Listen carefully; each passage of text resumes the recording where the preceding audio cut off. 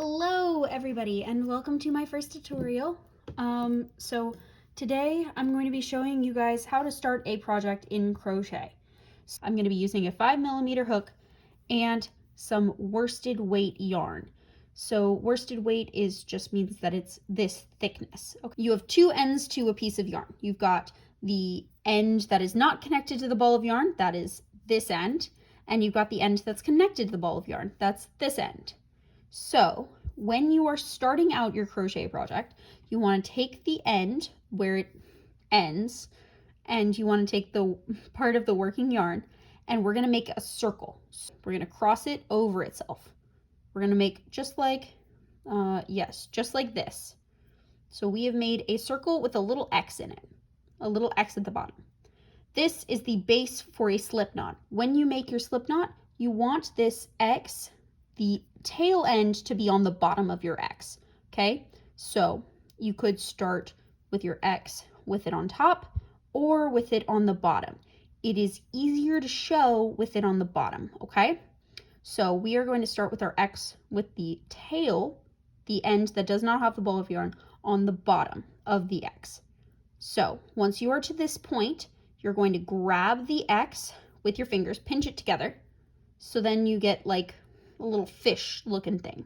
Then you're going to take the part connected to the ball of yarn and you're going to loop it into this loop. You're going to pull it through, so now you have two loops.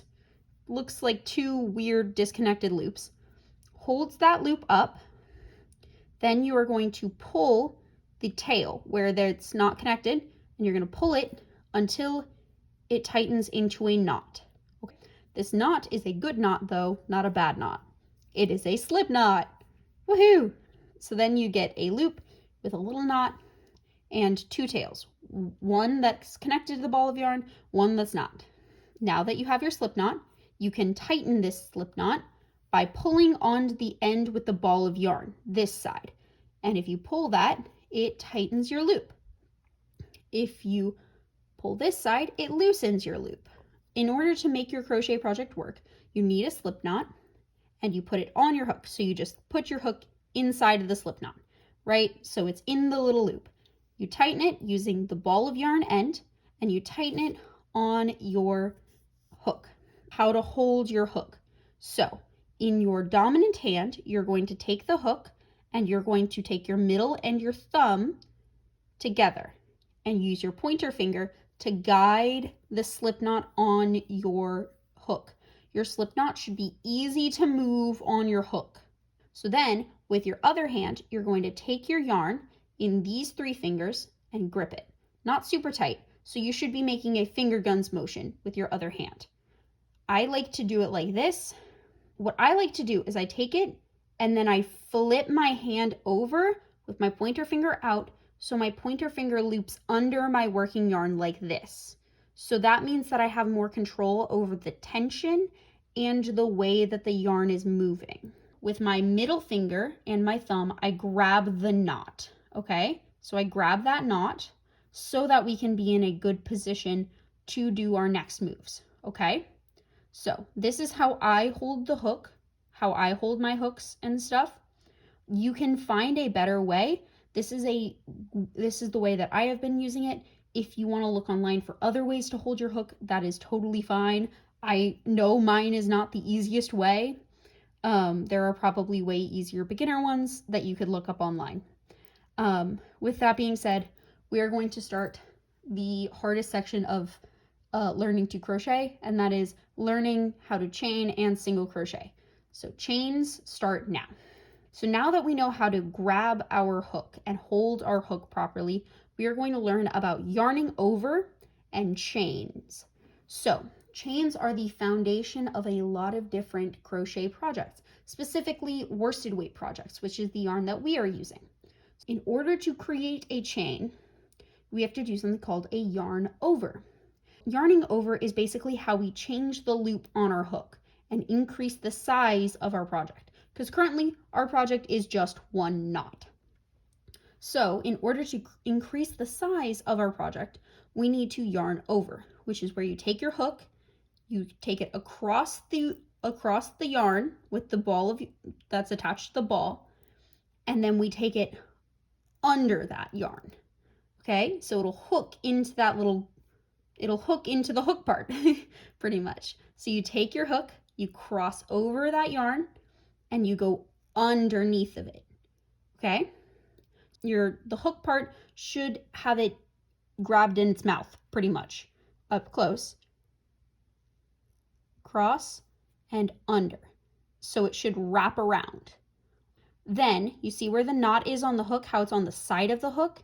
So what we're going to do is we're going to turn the hook with our dominant hand so that the hook mouth part faces towards the knot. Then with our non-dominant hand, we're going to hold the knot steady and slide the hook through that loop, okay? Through the loop. And that creates a chain. So again, yarn over, which is where you cross, under, and then you're going to pull through. So you turn your hook down towards the base. The hook part is facing towards your hand, and then you're going to pull the hook, not the loop, pull the hook through the loop, just like that. Let's do that again. So one more time. Yarn over, turn down, pull through. So then we have 3 chains, and we continue this process until we have 10 for this little beginner project.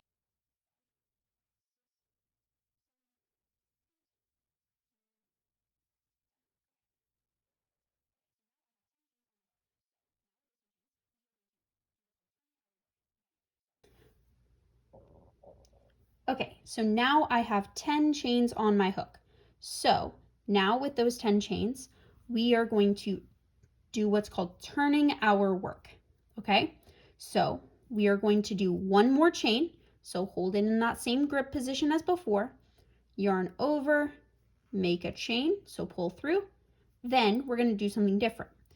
And we are going to stop making chains, and we are going to look at the first 2 stitches from our hook. So these 2 V's, those are our chains. So these are our 2 most recent V's.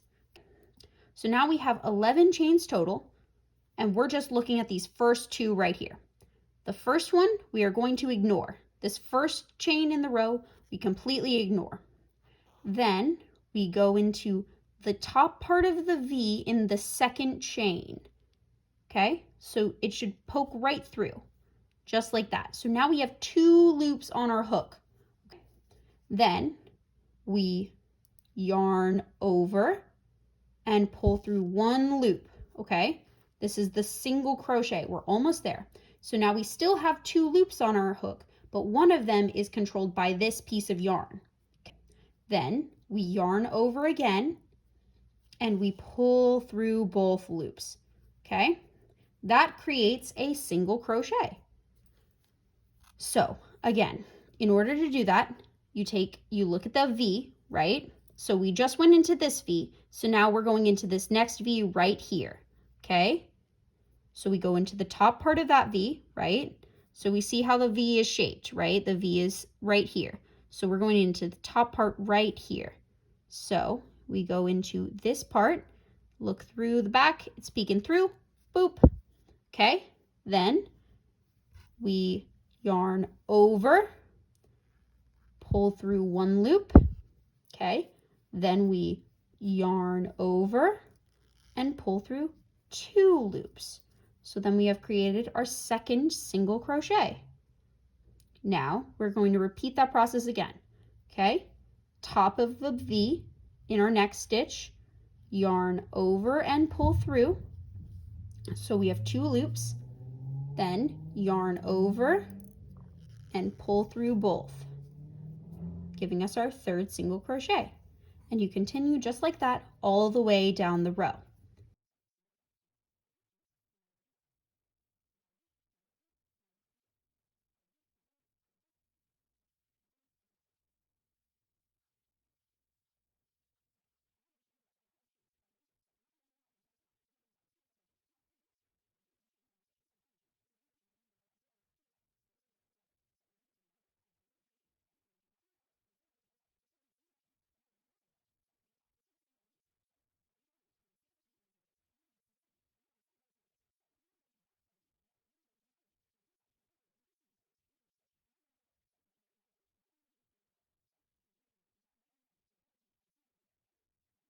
And now we have reached the end of the row. So I am out of chains that I can go into. So I'm not trying to go into the little knot at the end. That's our slip knot. So we aren't going into that one. It's too tight for us to go into. So now, where do we go next? What we do is we chain one more stitch. This is called a turning chain. This is a very important chain as it means we are about to flip our work to the other side, where it looks a little bit different, looks a lot different. So what we are going to do is we are going to yarn over and pull through to create a chain. Then we are going to not turn our hook, we're going to flip our project to the other side. So we're still working in the same direction, but now we're working on the back side of the project. So looking at the top, it still looks the same with all the V's. So according to our rule, we're going to skip the first V when doing single crochets, and then we're going to use the second V. But now we're on our second row of single crochets. So we are not going to go into the back of the V. No, we are going to go into the entire V. So now looking at the side, if I pull it apart a little bit, you can kind of see these holes in between each stitch. And that is where we're going to put our hook. So right there in that little hole, right underneath the V, we are going to put our hook. So I'm going to take my hook and I'm going to go into that right underneath that V. So if I pull apart this V, I should see my hook right there. Then we are going to yarn over, pull through. So now we have 2 loops on our hook. We're going to yarn over and pull through both, creating another single crochet. But now this time it's on the back. So same idea. For the second row, we're going to find that hole. We're going to put our hook in it. It should be right underneath this V. So if I pull it apart, there's my hook. Then I'm going to yarn over, pull through the V, then yarn over and pull through 2 loops. So then I have 2 single crochets on this second row. So again, find the hole, it's right there. Put my hook through, double check. Okay, there's my hook. I'm going to yarn over and pull through the V, then yarn over and pull through 2. So now we have 3 single crochets on this side. Now you continue. You don't put your hook into this bottom hole. You see where this bottom hole is? That means that you'd be crocheting over your other stitches. See, look. It looks a little bit different, right? This looks a little bit off. See how, okay, I'm going to point it out over here because it's easier to see. You see how these ones are like even? And then you've got this one that's like a little bit wider and a little bit off. That's because we went into the wrong hole. So it's easy to see on this side where these are short and then this one's really long. That is an incorrect stitch. It's where we went into the wrong hole. So we pull that back out and we look back again for that hole. There it is. It's right there. So you put your hook through that, double check. Can you see? Yes. Then yarn over, pull through, then yarn over, pull through both loops. And you continue that in that top hole through the whole row.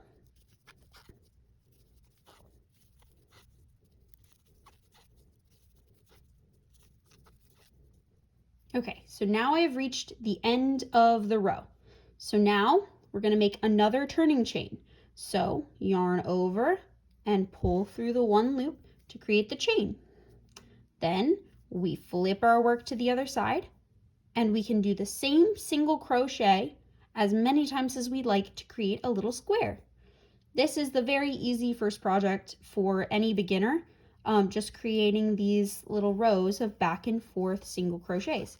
It teaches you the very fundamental stitch as the single crochet, and it means that you can create this cool little square. It is one of my favorite things to do when I'm testing out new stitches is to create little squares of these stitches. And it means that I get to see what the stitch looks like without having to commit to an entire project of it. Sorry, I ran out of yarn in the spool that I had already unfurled, so I had to unfurl some more. If you'll give me just 1 second, I will go grab my other swatches of stitches. So I just finished my 3rd row. See how there's like a back and forth pattern? If you look on this side, you can see it as well, where it's like kind of, I don't know if you can tell on camera, but there's kind of like raised edge for the middle one and then these lowered edges. And then it's the opposite on this side where it's lowered in the middle. It should have that kind of back and forth look to it. Okay, I'm going to go grab my swatches real fast. I'll be right back.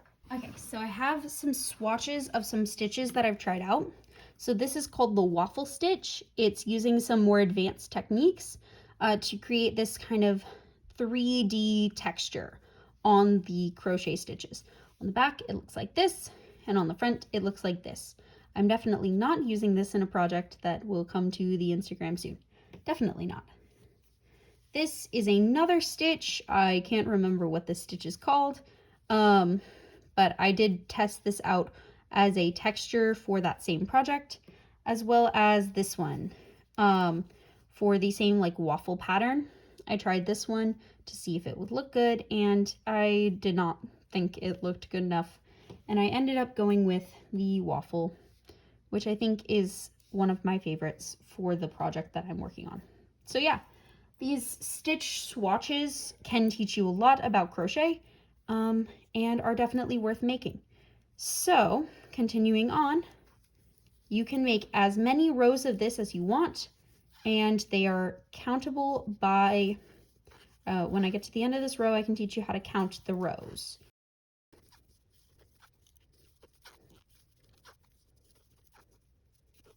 That is going to be the end of this little tutorial. I taught you the single crochet and the chain, as well as how to do a slip knot. So thank you so much for watching, and I will see you in the next tutorial. Bye!